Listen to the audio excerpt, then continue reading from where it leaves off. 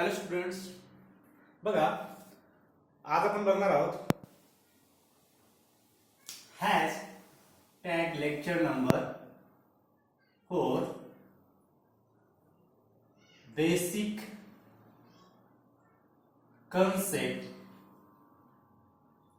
Of chemistry. ठीक आहे, आजच्या लेक्चरमध्ये आपण बघणार आहोत laws of chemical combination. Laws of chemical combination म्हणजे बघा, जे काही एलिमेंट्स असतील, एलिमेंट हे एलिमेंट्स एकमेकांसोबत कंबाईन करून काय तयार करतात? कंपाऊंड तयार करतात. बरोबर आहे. म्हणजे एलिमेंट्स एकमेकांसोबत, सपोज ए आणि बी हे दोन एलिमेंट एकमेकांसोबत कंबाईन झाले आणि ए बी नावाचा कंपाऊंड, ए बी कंपाऊंड या ठिकाणी काय झाला? तयार झाला. तर आपल्याला आजच्या लेक्चरमध्ये काय बघायचंय? हे जे रिएक्टंट आहे, सपोज हे काय, याला म्हणायचं रिएक्टंट. ह्या बेसिक बेसिक गोष्टी आता तुम्ही लक्षात ठेवायचं. रिएक्टंट म्हणजे जे एकमेकांसोबत रिॲक्ट होतात त्याला म्हणायचंय रिएक्टंट. ए आणि बी हे एकमेकांचे काय झाले? रिएक्टंट आहे. म्हणजे एकमेकांसोबत ते रिॲक्ट होत आहेत आणि हे एकमेकांसोबत ज्यावेळेस रिॲक्ट होतात त्यावेळेस नवीन एखादा कंपाऊंड किंवा मॉलिक्यूल्स तयार होतोय, त्याला म्हणायचे प्रोडक्ट. त्याला काय म्हणायचे? प्रोडक्ट. हा काय? प्रोडक्ट आहे. आणि याच्यामध्ये जो काही एरो आहे, या एरोला म्हणायचं रिॲक्शन एरो. Reaction arrow. ठीक आहे. हेड काय? या रिएक्शन एरोचं जे काही हेड आहे हे काय? Direction of reactions. म्हणजे कोणत्या डायरेक्शनला रिएक्शन घडते, या डायरेक्शन पासून या डायरेक्शन पर्यंत. आणि जे टेल आहे, टेल काय रिप्रेझेंट करते? की रिएक्टंट कंबाईन होत आहेत. ठीक आहे, रिएक्टंट कंबाईन होत आहेत टेल कडून आणि हेड कडे काय होतं? ते प्रोडक्ट तयार करतात. आलं लक्षात? बघा, ए आणि बी काय रिएक्टंट आहेत. रिएक्टंट एकमेकांसोबत कंबाईन करून काय होतात? या ठिकाणी ए बी प्रोडक्ट तयार होतात. बरोबर. या ठिकाणी काय झालं? यांचं कॉम्बिनेशन झालंय. कॉम्बिनेशन. ठीक आहे. आणि आपल्याला काय शिकायचं? Laws of chemical combination. म्हणजे एकमेकांसोबत एलिमेंट ज्यावेळेस कंबाईन करतात त्यावेळेस नवीन कंपाऊंड तयार करतात, त्याच्याबद्दल काहीतरी लॉज आहेत. ठीक आहे. म्हणजे अगोदर 1740च्या दरम्यान, 1740 ते 1700 जवळपास 74 या दरम्यानची ती लॉज आहेत. ठीक आहे. आता एवढी जुनी लॉज आहेत त्याच्यामुळे त्याच्यामध्ये काहीतरी मिस्टेक आहेत की थोड्याफार मिस्टेक आताच्या त्याच्यामध्ये थोडी इम्प्रूव्हमेंट होत गेलेली आहे. त्याच्यामध्ये आपल्याला एक अतिशय फेमस इक्वेशन आपल्याला मिळालेलं आहे. E is to MC square. बरोबर. E is to MC square. ठीक आहे, एनर्जीचं इक्वेशन. त्याच्यामुळे काही लॉ मध्ये बऱ्याच अशा त्रुटी निर्माण झालेल्या आहेत अगोदरच्या. ठीक आहे. पण आपल्याला कुठेतरी ते कामी येणार आहे. त्याच्यासाठी आपल्याला या लेक्चरमध्ये बघायचे लॉज ऑफ केमिकल कॉम्बिनेशन. ठीक आहे. लॉज ऑफ केमिकल कॉम्बिनेशन मध्ये आपल्याला गरज कशाची? बघा, जे काही एलिमेंट्स मी तुम्हाला दिलेले आहेत, hydrogen, helium, lithium, beryllium, boron, carbon, nitrogen, oxygen. ठीक आहे. बस. आणि फ्लोरीन. इथपर्यंतच घेऊ आपण. 1 2 3 4 5 6 7 8 and 9. ठीक आहे. हे काय त्याचा ॲटॉमिक नंबर. हायड्रोजनचा ॲटॉमिक नंबर किती आहे? 1. हेलियमचा किती आहे? 2. आता ॲटॉमिक नंबर म्हणजे नेमकं काय आहे? त्याच्यामध्ये असलेली, सपोज कन्सिडर करा या ठिकाणी मी हायड्रोजन ॲटम बनवलाय. ठीक आहे. हायड्रोजन ॲटम मध्ये काय आहे? त्याचा ॲटॉमिक नंबर 1 आहे. म्हणजे त्याच्याकडे एकच इलेक्ट्रॉन्स आहे. किती इलेक्ट्रॉन्स आहेत? एकच इलेक्ट्रॉन. आणि सेंटरला त्याच्या न्यूक्लियस मध्ये काय? एकच प्रोटॉन आहे. एक काय आहे? प्रोटॉन आहे. आलं लक्षात? एक प्रोटॉन आहे म्हणून त्याचा ॲटॉमिक मास जे आहे, वजन, या ठिकाणी मी लिहितोय 1. अप्रॉक्सिमेटली. अप्रॉक्सिमेटली किती आहे? 1. हेलियमचा अप्रॉक्सिमेटली किती आहे? 4. लिथियमचा अप्रॉक्सिमेटली किती आहे 6.9 6.9 आहे बघा ॲटॉमिक मास म्हणजे ॲटॉमिक मास म्हणजे काय sum of proton plus electron proton वरती आहे पॉझिटिव्ह चार्ज इलेक्ट्रॉन वरती आहे negative charge sum of proton and neutron याच्यावरती no charge sum of proton आणि न्यूट्रॉन म्हणजे या न्यूक्लियस मध्ये काय प्रोटॉन आहे आणि न्यूट्रॉन असतात पण हायड्रोजनच्या न्यूक्लियस मध्ये फक्त एक प्रोटॉन आणि न्यूट्रॉन नाही ठीक आहे एक प्रोटॉन आणि एक इलेक्ट्रॉन आहे एक्सेप्शनल केस आहे पिरियोडिक टेबल मध्ये बघा आणि या ठिकाणी हे काय दिलंय ॲटॉमिक मास म्हणजे त्याच्यामध्ये प्रोटॉनची संख्या जशी जशी वाढेल तसं तसं न्यूट्रॉनची संख्या सुद्धा वाढणार इलेक्ट्रॉनची संख्या सुद्धा वाढणार आहे ठीक आहे बघा आणि बेरिलियम जे आहे बेरिलियम बघा बेरिलियमचा जो ॲटॉमिक नंबर आहे तो आहे 9 तो किती आहे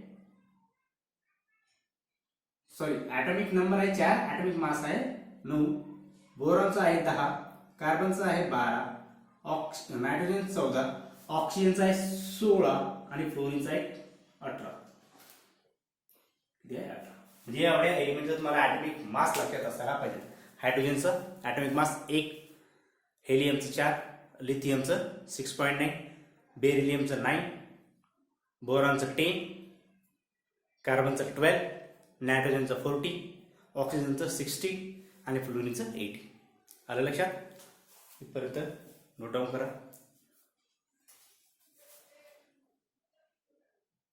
बघा या ठिकाणी first law of chemical combination is law of conservation of mass आपल्याला माहिती की mass neither be created not destroy बरोबर आहे बघा या ठिकाणी काय करायचंय laws of conservation of mass काय सांगतोय बघा द सम ऑफ म्हणजे बेरीज आहे कशाची बेरीज आहे mass of the sum of mass of reactant the sum of mass of reactant should be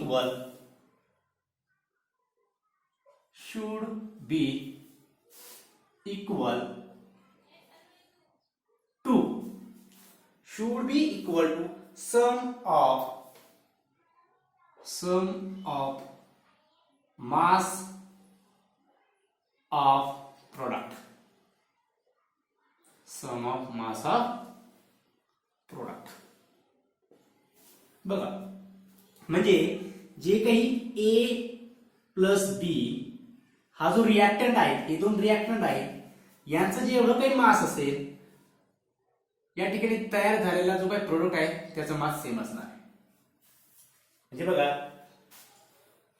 याचा मास आणि याचा मास या दोन्हीची जी काही बेरीज येणार आहे सम येणार आहे सपोज यांची बेरीज झाली एक्स या दोन्हीचं सम काय आहे एक्स आहे ठीक आहे म्हणजे the sum of mass of reactor यांच्या मासची बेरीज किती आली एक्स आली ही जी बेरीज आहे एवढंच मास या एबीचा असणार आहे त्या एबीचं सुद्धा मास काय असेल मग एक्स असेल फॉर एक्झाम्पल बघा एक्झाम्पल घेतल्याशिवाय ते क्लिअर होत नाही ठीक आहे बघा एक्झाम्पल मध्ये ज्यावेळेस कार्बन आणि ऑक्सिजन एकमेकांसोबत कंबाईन करतात त्यावेळेस कार्बन डायऑक्साईड गॅस तयार होतो बरोबर आहे कार्बन आणि ऑक्सिजन काय झाले कंबाईन झाले आता बघा मी तुम्हाला 10 पर्यंत ॲटॉमिक मास लिहून दिलेला आहे आपल्याला काय करायचे the sum of mass of reactor म्हणजे मास त्यांचं जे काही मास आहे त्यांची बेरीज करायची ती जी बेरीज आहे कोणाची या दोन एलिमेंटची तेवढी जी बेरीज येईल तेवढीच बेरीज या मॉलिक्यूलची असली पाहिजे तेव्हाच काय म्हणणार आपण law of conservation of mass is valid ठीक आहे बघा या ठिकाणी याचा ॲटॉमिक मास किती आहे याचा ॲटॉमिक नंबर आहे 6 ॲटॉमिक मास 12 याचा ॲटॉमिक नंबर आहे 8 ॲटॉमिक मास किती आहे 16 आता या ठिकाणी ऑक्सिजन किती आहे 2 म्हणजे 16 into 2 बरोबर आहे म्हणजे याचा ॲटॉमिक मास किती झालं 12 याचं किती झालं 32 या दोन्हीची बेरीज किती येते या दोन्हीची बेरीज 44 म्हणजे या दोन रिॲक्टंटची मासची बेरीज 44 येते तेवढीच व्हॅल्यू या कार्बन डायऑक्साइडची असायला पाहिजे. बघा या ठिकाणी कार्बनचा ॲटॉमिक मास किती आहे 12. ऑक्सिजनचं किती आहे 16. किती ऑक्सिजन आहेत 2. टोटल किती झाले बघा 44. म्हणजे रिॲक्टंटचं मास आणि प्रोडक्टचं मास सेम आहे. आपण काय सांगतो law of conservation of mass is valid. म्हणजे बघा जे काही कंपाऊंड असतील जे काही मॉलिक्यूल असतील केमिकल कॉम्बिनेशन मध्ये ज्यावेळेस त्यांचं केमिकल कॉम्बिनेशन होतं जेवढं मास रिॲक्टंटचं असेल तेवढंच मास प्रोडक्टचं असणार आहे. Got it. पण बघा आताच्या nowadays this law is not a valid. त्याच्यामध्ये काहीतरी त्रुटी येतात. का येतात बघा आपल्याकडे इक्वेशन जे आहे E is equal to mc². म्हणजे काहीतरी मास आता सपोज हे दोन एलिमेंट एकमेकांसोबत ज्यावेळेस रिॲक्ट होतात त्यावेळेस हा मॉलिक्यूल तयार होतो. पण हे रिॲक्ट होत असताना काहीतरी एनर्जी बाहेर पडते आणि एनर्जीला काय असतं मास. एनर्जी हॅज मास. म्हणजे ती एनर्जी जी आहे जे काही मास आहे ते एनर्जीच्या फॉर्म मध्ये बाहेर निघून जातं. म्हणजे या मॉलिक्यूलचं मास काय होतं थोडं कमी होतं. ठीक आहे. पण जनरली काय होतं जे काही रिॲक्टंटचं मास आहे तेवढंच प्रोडक्टचं मास असायला पाहिजे. आणि हाच आहे लॉ ऑफ कन्झर्वेशन ऑफ मास.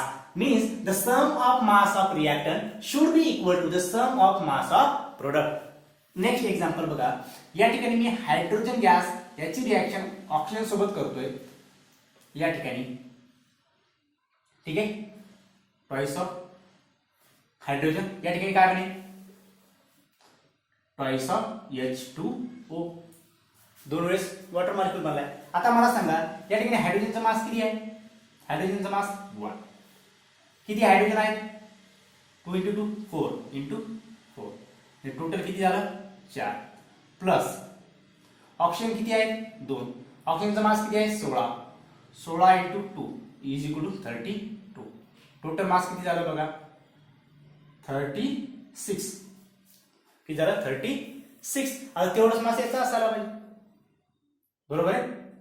तेवढंच मास याचं असायला पाहिजे. बघा किती हायड्रोजन आहेत 2 × 2 म्हणजे 4 हायड्रोजन. म्हणजे ॲटॉमिक मास किती झालं त्याचं 4. प्लस ऑक्सिजन किती आहे 2. बघा 2 आहेत ना 2 H2O म्हणजे 2 वेळेस हायड्रोजन मॉलिक्यूल आणि 2 वेळेस ऑक्सिजन म्हणजे किती आहे 32. टोटल मास किती झालं बघा 36. म्हणजे जेवढं रिॲक्टंटचं मास आहे तेवढंच प्रोडक्टचं मास आहे. म्हणजे या ठिकाणी काय होतं law of conservation of mass is valid. ठीक आहे. नोट डाऊन करा.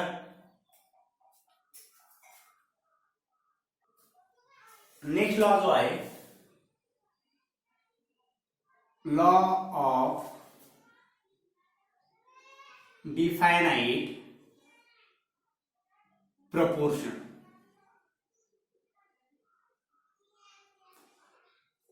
Law of definite proportion. आणि हा जो लॉ ऑफ डिफायनाइट प्रपोर्शन आहे हा मानलाय जोसेफ प्रॉस्ट. Joseph Proust. ठीक आहे. त्याचं म्हणणं काय आहे बघा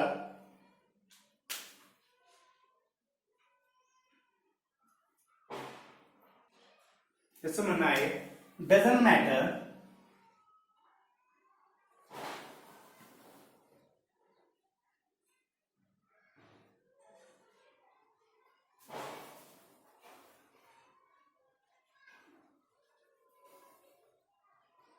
अ गिव्हन म्हणजे जो काही दिलेला कंपाऊंड आहे a given compound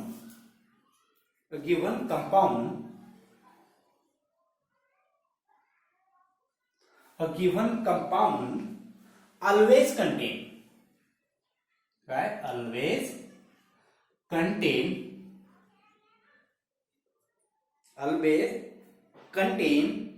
exactly the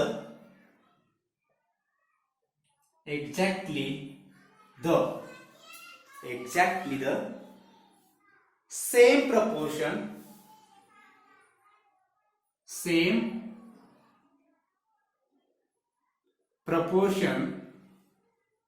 of